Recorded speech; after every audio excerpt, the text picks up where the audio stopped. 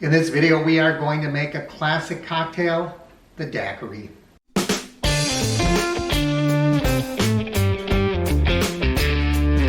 Welcome to Thirsty Thursday, everybody. My name's Mark. This is the Average Me channel.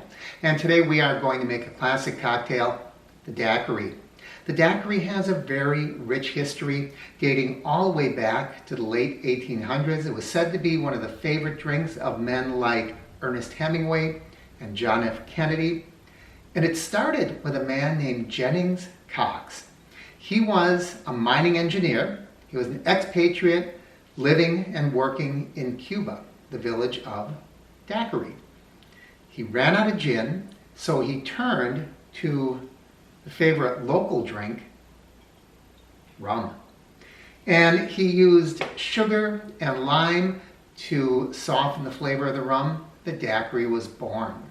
And you have to be careful. There has to be a good mix between the Daiquiri. You don't want it to be too tart. You don't want it to be too sweet.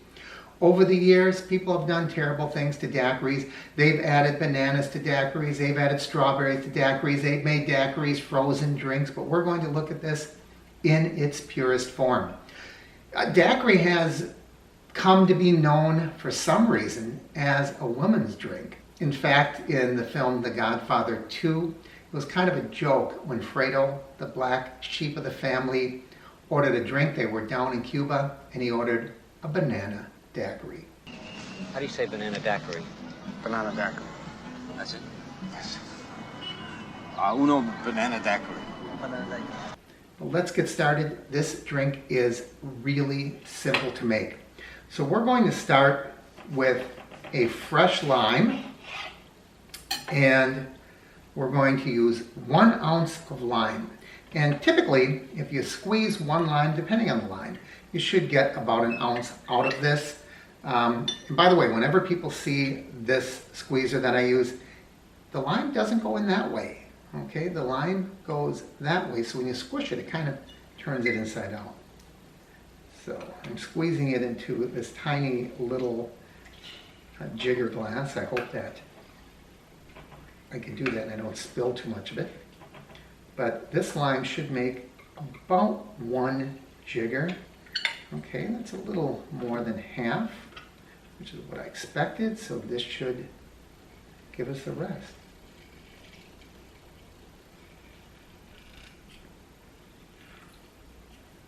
This lime is just a little dry.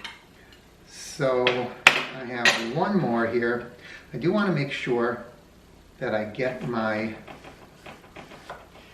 ingredients and measurements just right. And I'm going to cut a slice off of this right away, because that way, when it's time to garnish this drink, the garnish is all ready.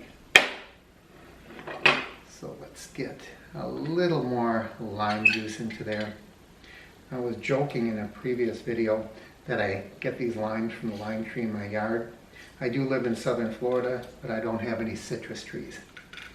Okay, that is just about right. I do have some ice in my shaker. And by the way, I am not using my Boston shaker, because whenever a drink needs to be strained, I like to use this type of a shaker that has the strainer on it. So we're going to use 1 ounce of the lime. Then we're going to use 2 ounces of white rum. So we're using Bacardi Superior rum.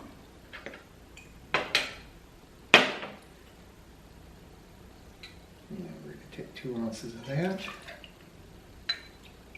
And then the last thing that we're going to use, actually this is a little more than 1 ounce, my jigger, but as long as it's, as one is half the other, we're going to be fine. So we're using 1 part lime to 2 parts rum and a half part of simple syrup. If you watched last week's video, I showed you how to make simple syrup, and that was when I made the Polynesian Pearl. This is the same, it just isn't using the cinnamon that we used last week.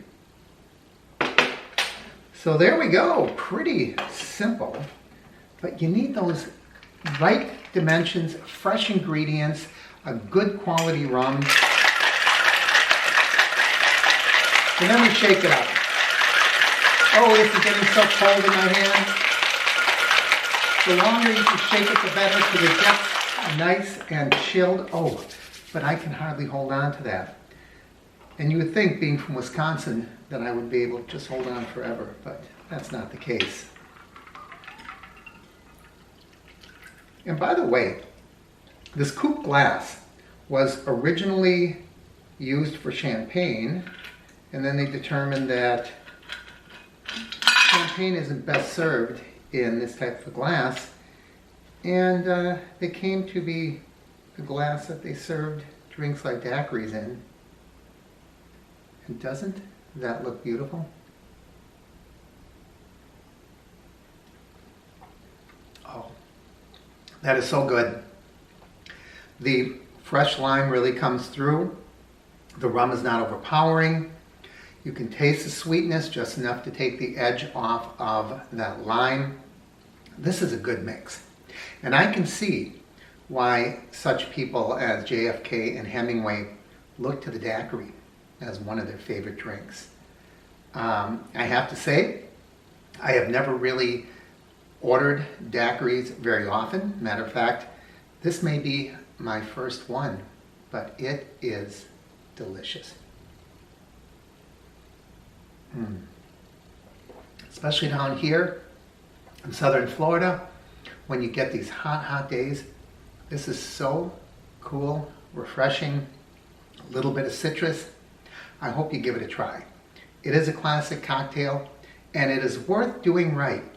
Use a good rum, use fresh lime, make your own simple syrup, and you're going to have a good quality result. Thanks for watching, everyone. As always, I encourage you to like and share the videos. Leave your comments down below. If you haven't already, please subscribe by clicking my face in the corner. And don't forget to ring the bell icon up above. That way you'll know when I post new videos. I'll see you back here next week on Thirsty Thursday. Thanks a lot, everyone. Have a great week.